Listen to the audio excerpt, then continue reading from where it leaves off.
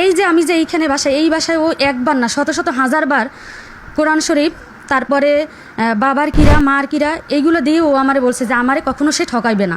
আমার কোরআন শরীফ ছুঁয়ে কবুল বলতেছে যে হয়তো কাগজের লেখায় সবাই বিয়ে করতে পারে, কিন্তু আমি তোমার আল্লাহকে সাক্ষী রেখে আমি কবুল করে আমি তোমার বিয়ে করছি, তুমি আমার আজকের পর থেকে তুমি আমার বউ। মানে 2022-এ গর্ভবতী হয়েছে। ওর বাবার দোকান কাঠপট্টিতে আমজাদ জুয়েলার্সের, ওর নিজের দোকান ওটা। হ্যাঁ, সেইখানে আমি মানে গিয়েছিলাম, সেই থেকে নাম্বার নিয়ে আমার সাথে যোগাযোগ করে। হ্যাঁ, 2018 থেকে আমার সাথে পরিচয়।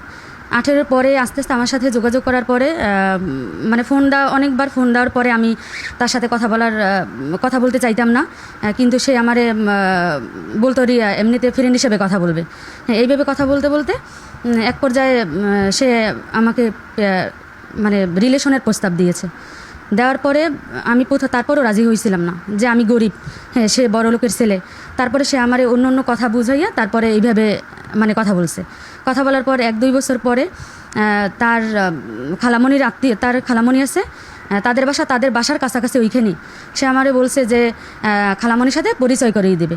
হ্যাঁ, বাট আমি এইসব কিছুই জানি না। আমি জানি যে তার খালামণির সাথে আমাকে কথা বলাবে বা আমার বিয়ে সম্পর্কে তার খালামণির কাছে বলবে। আমি ওই বাসায় যাওয়ার পরে তার সন্ধ্যার পরে নিয়ে গেছে, দিনেও না। আমি বিকালে বলছিলাম যে এখন যাব, কিন্তু সে বলছে সন্ধ্যার পরে যাওয়ার পরে তার খালামণি আমার সাথে কথা বললো, জিজ্ঞেস করলো আমার কথা, ঠিকানা জিজ্ঞেস করলো। বলার পর সে আমাদের রেখে বাইট সাইড দিয়ে নক করে সে অন্য বাসায় চলে গেছে। তারপর আমি যখন জিজ্ঞেস করি ওর কাছে যে সাকিব তোমার খালামণি কোথায়, বলতে এসে যে সমস্যা নেই, আমরা কথা বলি, খালামণি গেছে, আসবে এনে ফোন দিলে। তারপরে আমি অনেকবার ওরে বোঝানোর চেষ্টা করছি যে দেখো এইগুলো করা ঠিক না, হ্যাঁ আমরা বিয়ে করি তারপরে এইগুলো হবে, কিন্তু এখন আমি কিছুই করতে পারবো না।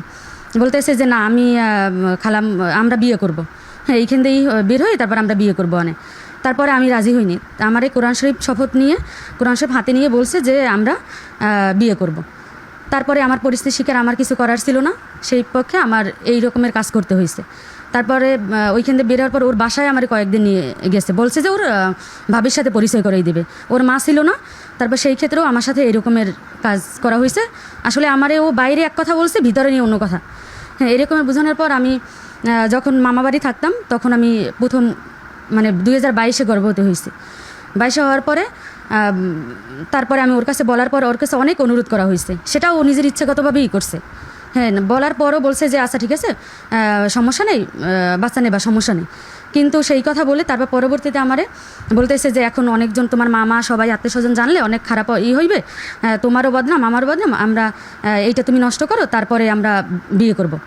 হ্যাঁ, তারপর আমি অনেক রাজি হইনি। আমার জোর জবরদস্তি করে অনেক কিছু বললে তারপরে ভয় দেখাইয়ে বলতে এসে যে তুমি এটাই করো, তারপর আমরা বিয়ে করব। সেই সময় আমার বাচ্চারা নষ্ট করার পরে তারপরে আমার বাসা থেকে বের হইতে বলে। আমার মামারা বিয়ে দিতে চায়, অনেক চাপ দিতে আসছে। তারপর বলতেছে তুমি বলো সবার কাছে তোমার বিয়ে হয়েছে, তোমার মার কাছে বলো, তারপর তুমি বাসা ভাড়া নাও। এইটা করার পর তারপর বটতলা আমিরকুঠির ওইখানে আমরা বাসা ভাড়া নিয়েছি। তো আমার সাথে একটা মেয়ে ব্যাচেলার ছিল, ওর হাজব্যান্ড আর আমি আর আমার সাকিব।